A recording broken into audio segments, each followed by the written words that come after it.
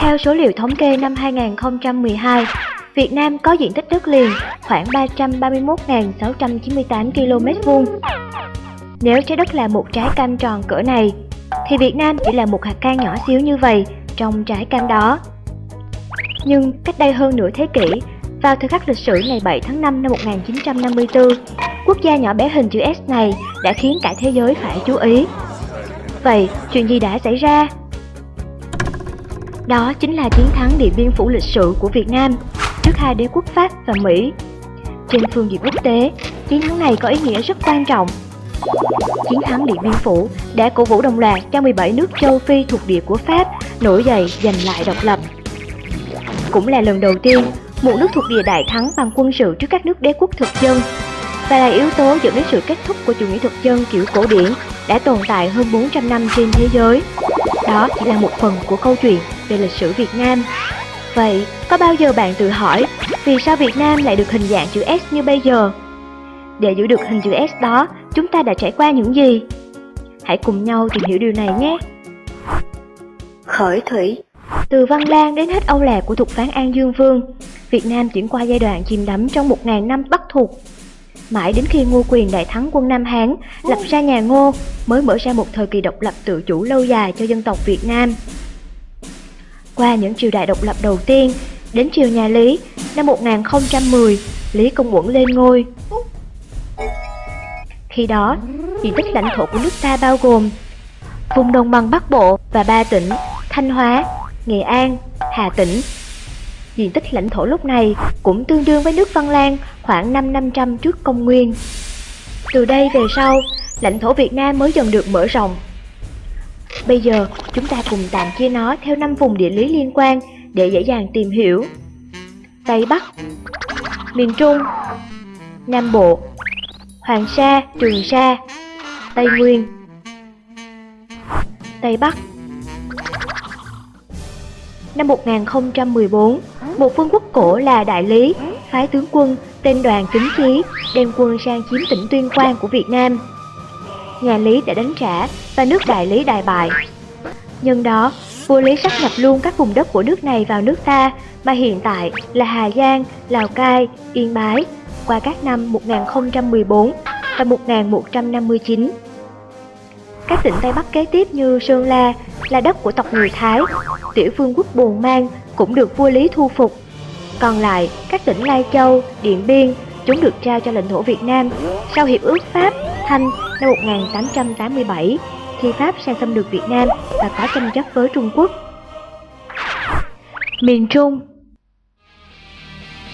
Các tỉnh duyên hải miền Trung từ Quảng Bình đến Bình Thuận ngày nay đều là đất của vương quốc Champa khi xưa. Từ năm 1069 đến năm 1693, các triều vua và chúa Việt Nam đã tiến chiếm toàn bộ lãnh thổ nước Champa. Chỉ ngoại trừ một lần duy nhất vào năm 1306, vua Chăm đã dâng hai châu Ô, Lý, tức là đất Quảng Trị và Thừa Thiên Huế, cho vua Trần làm sính lễ để hỏi cưới Huyền Trân công chúa. Còn lại, tất cả những vùng đất khác đều được sáp nhập qua các lần giao tranh. Nam Bộ. Chú ý, có một sự kiện vào năm 1558, một danh tướng tên là Nguyễn Hoàng dưới thời Lê Mạc phân tranh vì sợ thế lực của chúa Trịnh Kiểm sát hại, nên đã theo đường biển từ Thanh Hóa vào trấn giữ đất Thuận Hóa, tức Quảng Bình, Quảng Trị, Thừa Thiên Huế ngày nay. Từ đây, ông trở thành người tiên phong và tạo tiền đề cho Việt Nam tiến mở rộng bờ cõi chưa từng thấy trong lịch sử Việt Nam về sau, qua 9 đời chúa Nguyễn và 13 đời vua Nguyễn. Theo đó, toàn bộ vùng đất từ Phú Yên đến cực Nam Cà Mau bây giờ đều là công sáp nhập của các vua chúa nhà Nguyễn. Tiếp theo, đất Nam Bộ bây giờ trước kia thuộc chủ quyền nước Campuchia. Từ năm 1708 đến năm 1757, các chúa Nguyễn đã cho sáp nhập toàn vùng đất này vào lãnh thổ Việt Nam với những lý do khác nhau như chủ động tiến chiếm Long An, Vĩnh Long, Trà Vinh, Bến Tre, được đền ơn khi giúp đỡ quân sự cho nội bộ Campuchia để vua Campuchia được lên ngôi là An Giang, Đồng Tháp. Người Hoa từ Trung Quốc di trú sang Campuchia lấy đất khai khẩn và dâng đất đó cho chúa Nguyễn để được chúa bảo hộ là Kiên Giang, Cà Mau, Bạc Liêu, Sóc Trăng, Hậu Giang, Cần Thơ, Tiền Giang. Người Việt di trú từ miền Trung vào Campuchia sinh sống làm ăn. Sau đó, chúa Nguyễn từ từ lấy đất đó sáp nhập vào lãnh thổ là Bình Phước, Bình Dương, Tây Ninh, Sài Gòn, Biên Hòa, Vũng Tàu. Toàn vùng đất Nam Bộ chúng ta có được là nhờ vậy. Hoàng Sa, Trường Sa.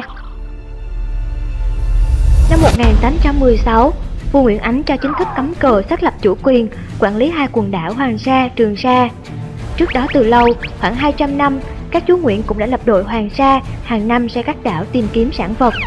Ngày nay, theo Công ước Liên Hiệp Quốc về luật biển UNCLOS năm 1982, Việt Nam hoàn toàn có thể khẳng định chủ quyền tại các quần đảo này.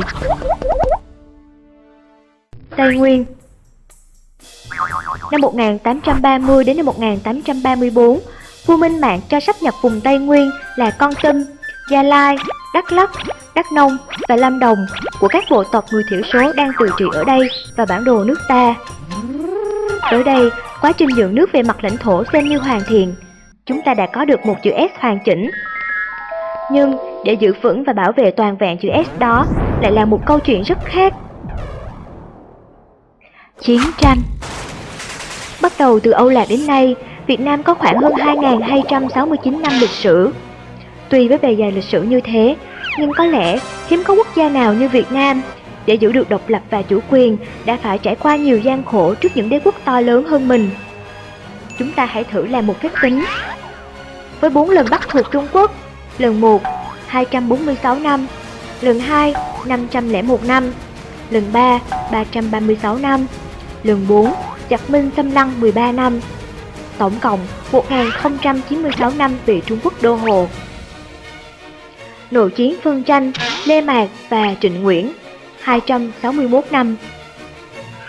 Đế quốc xâm lược Pháp thuộc 82 năm, Nhật thuộc 5 năm, chống Pháp 9 năm, chống Mỹ 21 năm, tổng cộng 117 năm. Lấy tổng số 2.269 năm lịch sử của Việt Nam, trừ đi cho tổng thời gian bị các nước Trung Quốc và đế quốc đô hộ, xâm lược, lẫn thời gian từ nội chiến phân tranh trong nước, tổng cộng Việt Nam có hơn 1.474 năm bị dày vò bởi chiến tranh và loạn lạc. Chỉ còn lại 795 năm hòa bình, một con số đáng phải suy ngẫm, khi mà số năm chiến tranh và bị xâm lược còn lớn hơn cả số năm độc lập và hòa bình. Dành cho Việt Nam hôm nay. Sau ngày 30 tháng 4 năm 1975, lãnh thổ Việt Nam được hoàn toàn thống nhất. Non sông Việt Nam nối liền một dải từ Bắc chí Nam, có hình dạng giống như một chữ S, rộng hai đầu Nam Bắc, dài và hẹp ở miền Trung. Phía Bắc giáp Trung Quốc, Tây giáp Lào và Campuchia, Đông và Nam giáp Biển Đông. Vị trí trên thế giới thuộc về phía Đông Nam châu Á.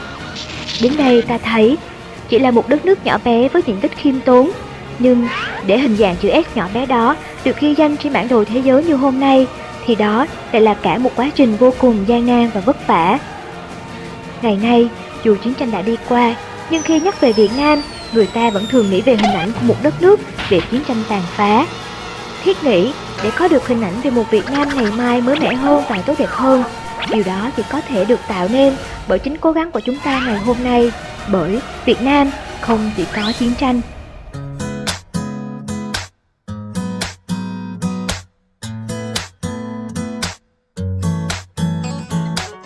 Sài Gòn đường đông người ghé, nhộn nhịp người đi và xe, lòng vòng bàn chân mải mệt thấy nhẹ nhàng tâm hồn mình. Thức giấc tôi yêu Sài Gòn, nhắm mắt tôi yêu Sài Gòn, muốn giang tay ôm Sài Gòn, ôm vào lòng, ôm vào lòng. Tôi muốn hát lên tên Sài Gòn,